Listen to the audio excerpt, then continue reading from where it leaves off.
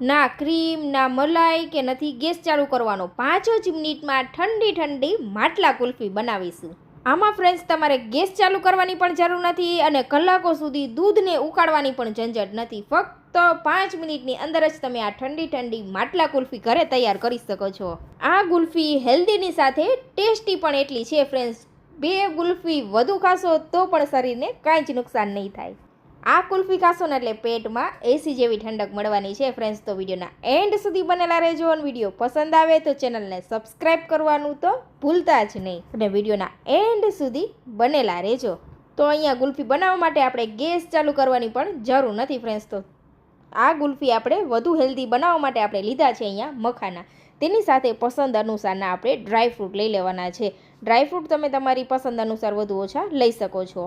તો અહીંયા આપણે લીધેલા છે મગજતરીના બી, વરિયાળી જરૂરથી ઉમેરજો, તેનાથી ખૂબ જ સરસ એવો ફ્લેવર આવે છે. સાથે જ ઉમેરી દેશું ટોપરાનું છીણ અને ફ્લેવર માટે આપણે કેસર ઉમેરેલું છે અને થોડું એવું દૂધ ઉમેરી દેશું. દૂધ ગરમ ઉમેરો તો પણ ચાલે, ઠંડુ ઉમેરો તો પણ ચાલે. હવે આ બધી વસ્તુને આપણે પલાળી દેવાની છે અને થોડી વાર માટે રેસ્ટ આપી દઈશું 20થી 25 મિનિટ માટે, જેથી આ બધી વસ્તુ સરસ એવી પલળી જાય. અહીંયા આપણે ડ્રાયફ્રૂટની અંદર ફ્રેન્ડ્સ કાજુ, બદામ, પિસ્તા અને અખરોટ લીધેલા છે. બીજા કોઈ પણ વધુ ડ્રાયફ્રૂટ ઉમેરવા હોય તો ઉમેરી શકાય છે, અથવા કોઈ ડ્રાયફ્રૂટ નથી તો તમે સ્કીપ કરીને પણ આ કુલ્ફી તૈયાર કરી શકો છો. જો ઉતાવળ હોય ને ફ્રેન્ડ્સ તો ગરમ દૂધ ઉમેરી દેવાનું, તો 10 મિનિટમાં જ તમે આ કુલ્ફી તૈયાર કરી શકો છો. તો અહીંયા બધી વસ્તુ સારી રીતે પલળી ગઈ છે, તમે અહીંયા જોઈ શકો છો અને સરસ બધી વસ્તુ ફૂલી ગઈ છે. તો હવે તેને આપણે ઉમેરી દઈશું મિક્સર જારની અંદર. આજે આપણે હેલ્ધી ટેસ્ટી એવી કુલ્ફી તૈયાર કરીશું. બાળકો ફ્રેન્ડ્સ ડ્રાયફ્રૂટ ખાતા નથી પણ આઈસ્ક્રીમ તો તેને પસંદ હોય છે ફ્રેન્ડ્સ. તો તમે જરૂરથી આ કુલ્ફી ટ્રાય કરજો. હવે સુપર ટેસ્ટી અને હેલ્ધી બનાવવા માટે આપણે અહીંયા લીધું છે ગુલકંદ. ગુલકંદ ફ્રેન્ડ્સ પસંદ હોય ને તો જરૂરથી ઉમેરજો, ખૂબ જ સરસ ફ્લેવર આવે છે. સાથે જ ઉમેરી દઈશું મીઠાશ માટે સાકરનો પાવડર. અને આ માટલા કુલ્ફી આપણે પાન ફ્લેવરની બનાવી રહ્યા છીએ, એટલે આપણે નાગરવેલના પાન લીધા છે. પાનને આપણે ધોઈને સારી રીતે સાફ કરી લીધા છે. હવે આ રીતે આપણે રફલી કટ કરી દેવાના છે પાનને, કારણ કે આપણે તેને પીસવાના છે. એટલે આ માટલા કુલ્ફી આપણે પાન ફ્લેવરની બનાવી રહ્યા છીએ ફ્રેન્ડ્સ, એટલે આપણે અહીંયા આ રીતે પાનનો ઉપયોગ કરેલો છે. જમ્યા પછી ફ્રેન્ડ્સ જો આવી ઠંડી ઠંડી આ રીતે પાન કુલ્ફી મળી જાય ને ફ્રેન્ડ્સ તો બીજું શું જોઈએ. અને મહેમાનો આવવાના હોય ફ્રેન્ડ્સ ત્યારે જો તમે આ કુલ્ફી સર્વ કરશો ને તો મહેમાનો તમારા વખાણ કરતા નહીં થાકે. એટલી સરસ ટેસ્ટી હેલ્ધી એવી આ કુલ્ફી બનીને તૈયાર થાય છે. તો આ રીતે આપણે રફલી કટ કરી દીધા છે. 4 નંગ જેટલા આપણે મોટા પાન લીધેલા હતા. હવે બસ આપણે અહીંયા બીજી વધુ સામગ્રી કોઈ જ ઉમેરવાની નથી. હવે આપણે ઢાંકણ ઢાંકીને પીસી લેશું. પણ ફ્રેન્ડ્સ આ બધી વસ્તુ આ રીતે આપણે દરદરી પીસી લઈને પછી તેની અંદર આપણે ઉમેરી દેવાનો છે મિલ્ક પાવડર. મિલ્ક પાવડર ઉમેરવાથી ખૂબ જ સરસ એવો ફ્લેવર આવે છે અને ટેસ્ટ આવે છે. એટલે આપણે અહીંયા જે 10 રૂપિયાનું એક પેકેટ મળે છે તે મિલ્ક પાવડર લીધેલો છે. મિલ્ક પાવડર ઉમેરી દઈ પછી ફરીથી બધી વસ્તુને સરસ મિક્સ કરી દઈશું. તો આ રીતે કુલ્ફી માટેનું ઘટ એવું મિશ્રણ આપણું તૈયાર થઈ ગયું ફ્રેન્ડ્સ.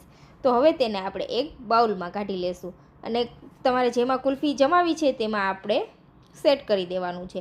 પણ ફ્રેન્ડ્સ હજુ આને આપણે વધુ ટેસ્ટી બનાવવા માટે ડ્રાયફ્રૂટ ઉમેરી દઈશું. ડ્રાયફ્રૂટની અહીંયા કતરણ કરીને ઉમેરેલી છે અને થોડી એવી તૂટી ફ્રૂટી ઉમેરી દઈશું, જેથી ખૂબ જ સરસ એવો ટેસ્ટ આવે. આ કુલ્ફી ખાશો ને ફ્રેન્ડ્સ એટલે એવું જ લાગશે કે તમે પાન ખાઈ રહ્યા છો. જે લોકો પાનના શોખીન છે ને મીઠા પાનના, તેને તો આ કુલ્ફી ખૂબ જ પસંદ આવશે. અને બનાવવું પણ સાવ સરળ સિમ્પલ છે ફ્રેન્ડ્સ. તો હવે આપણે લઈ લેશું ડિસ્પોઝેબલ ચાના કપ, અથવા ઘરમાં રહેલો કોઈ એક નાનો ડબ્બો હોય તો તેનો ઉપયોગ પણ કરી શકાય છે. તો હવે આ રીતે આપણે ગ્લાસમાં સેટ કરી દઈશું. આ કુલ્ફી ફ્રેન્ડ્સ તમે બનાવતા હશો ને ત્યારે ખૂબ જ સરસ એવી સુગંધ આવશે. તમને એમ લાગશે કે જમાવી નથી, એમનેમ જ ખાઈ લઈએ. એટલું સરસ ટેસ્ટી અને ખૂબ જ સરસ એવી સુગંધ આવે છે આ કુલ્ફી બનાવીને ત્યારે. તો હવે આ રીતે કુલ્ફીના મિશ્રણને આપણે કપમાં સેટ કરી દઈશું. આખા કપ આપણે આ રીતે ભરી દીધા છે.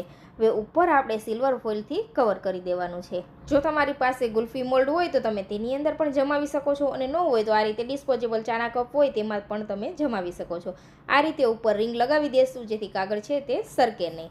જો તમારે સ્ટીકથી કુલ્ફી ખાવી છે ફ્રેન્ડ્સ તો તમારે આ રીતે કાપા કરી દેવાના. આ રીતે થોડા થોડા અંતરે આપણે કાપા લગાવી દઈશું અને ત્યાં આપણે સ્ટીક આ રીતે રાખી દઈશું. કુલ્ફીની સ્ટીક આવે છે તે લગાડી દેવાની છે. પણ જો આ કુલ્ફી તમારે ચમચીથી ખાવી છે ફ્રેન્ડ્સ તો આ તામઝામ કરવાની કાંઈ જ જરૂર નથી.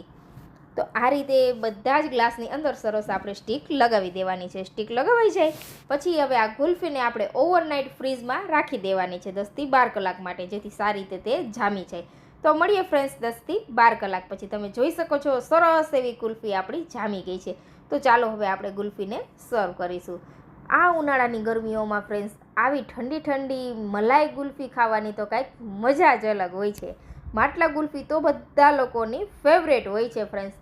તો એકવાર આ રીતે જરૂરથી ટ્રાય કરજો. આજે આપણે પાન ફ્લેવર બનાવેલી છે, પણ ફ્રેન્ડ્સ તમારે આગળ માટલા ગુલ્ફીમાં બીજી કોઈ પણ જાતની રેસીપી જોતી હોય ને તો જરૂરથી કમેન્ટ કરજો, આપણે તે ગુલ્ફી પણ જરૂરથી બનાવશું. તો આ રીતે આપણે કાગળ હટાવી દઈશું અને થોડું એવું આપણે તેને એમને રહેવા દઈશું. પછી આપણે તેને આ રીતે કટ કરી દેવાની છે. ઉપર આપણે સ્પ્રિંકલર અને આ રીતે ડ્રાયફ્રૂટથી ગાર્નિશ કરી દઈશું, જેથી ખૂબ જ સરસ એવો દેખાવ આવે. તો તમે જોઈ શકો છો ફ્રેન્ડ્સ, ખૂબ જ સરસ ટેસ્ટી, હેલ્ધી એવી અને સસ્તામાં અને ઘરે એકદમ ચોખ્ખી આપણે માટલા કુલ્ફી તૈયાર કરેલી છે ફ્રેન્ડ્સ, એ પણ પાન ફ્લેવરની. જેને પાન પસંદ છે ને ફ્રેન્ડ્સ, તેને તો આ ગુલ્ફી ખૂબ જ પસંદ આવવાની છે. તો તમે પણ આ ઉનાળાની ગરમીઓમાં બજારની કેમિકલવાળી ગુલ્ફી ખાવા કરતાં ફ્રેન્ડ્સ ઘરે જ તમે હાઇજેનિક રીતે તૈયાર કરી શકો છો. આમાં તમારે ગેસ ચાલુ કરવાની પણ ઝંઝટ નથી. ફક્ત 10 મિનિટમાં જ તમે આ બધી વસ્તુ તૈયાર કરી લેશો અને બનાવવું પણ સાવ સરળ સિમ્પલ જ છે. પહેલી વાર બનાવશો તો પણ તમારાથી પરફેક્ટ જ બનશે. તો જરૂરથી ટ્રાય કરજો. અને આજની આ રેસીપી ફ્રેન્ડ્સ તમને પસંદ આવી હોય તો કમેન્ટ કરવાનું ભૂલતા જ નહીં. અને આગળ ફ્રેન્ડ્સ તમે જો કોઈ આઈસ્ક્રીમ રેસીપી જોવા માંગો છો તો તે પણ કમેન્ટ જરૂરથી કરજો. તો મળીશું નવા વિડીયોમાં ફ્રેન્ડ્સ. ત્યાં સુધી આવજો. Thank you for watching. અને આ ગુલ્ફી તમને કેવી લાગી કમેન્ટ જરૂરથી કરજો.